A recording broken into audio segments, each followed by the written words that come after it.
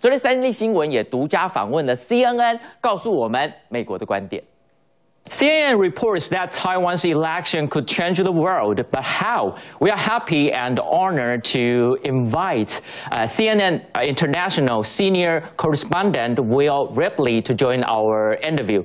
Welcome, Will. Hi, Alfie. Good to be with you. Thank you. Thank you. So let's get started. My first question goes to, how does the United States concerned about this Taiwan's election? Well, I think the United States is watching this very closely, as is China, as you know.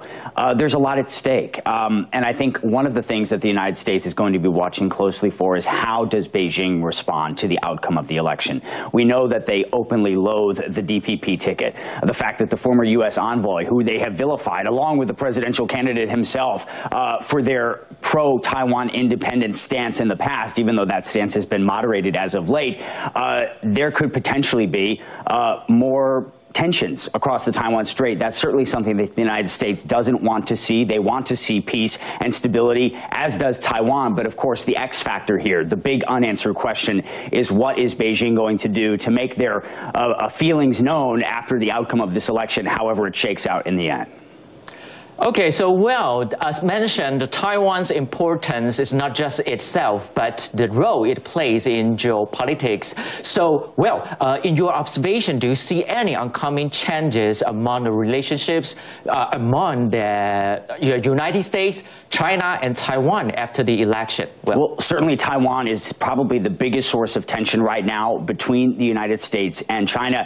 And yes, there's a lot at stake at this election, and there are a lot of things that could change depending on the outcome of the election and the policies of the new government during the next 4 years of the presidential term here in Taiwan. If the United States relationship is recalibrated, which is what the KMT wants to do, that could certainly mean adjustments. The United States has a lot of priorities when it comes to Taiwan. Obviously, the geopolitical significance of Taiwan is on multiple fronts. Its location on the first island chain, crucial, not only from the Chinese perspective, but also from the United States perspective, because Taiwan essentially is an ally and a buffer, essentially, between mainland China and the west coast of the United States, along with the Hawaiian Islands. Then you have, of course, the issue of semiconductors, those crucial chips that power all of our tech around the world, most of them made right here in Taiwan by the very hardworking folks at TSMC and other really important tech companies to the global supply chain. The United States certainly doesn't want to see any disruption to that global supply chain,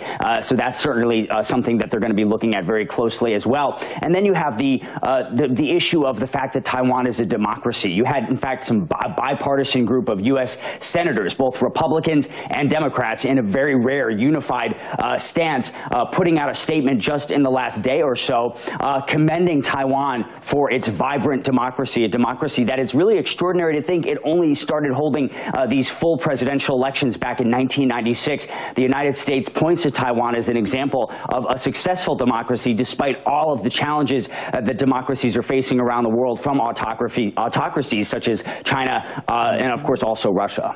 Okay, well, thanks the semiconductor you already mentioned, but not only in Taiwan we have the election, but also in this year, the United States, you will have your own voting, your election. How would you see in this year, both like not only in Taiwan, but also the United States, we have two votings. How will it change the triangular relationship between, again, the U.S., the China, and Taiwan? Well, you know, it was during the past 8 years of Tsai Ing-wen's administration that the United States, initially under President Trump and then continued under President Biden, was selling a tremendous amount, a really unprecedented amount of defensive weapons to Taiwan, billions and billions of dollars in weapons, the kind of weapons sales that had not been seen up until that point. And that was a Republican president, President Trump, that initially started that process. And then President Biden did not reverse that policy. In fact, he picked up on President Trump's China and Taiwan policy and continued to advance it forward, and that's where we are today. So I think that certainly from the Taiwanese government officials that I've spoken to, including the outgoing Foreign Minister Joseph Wu,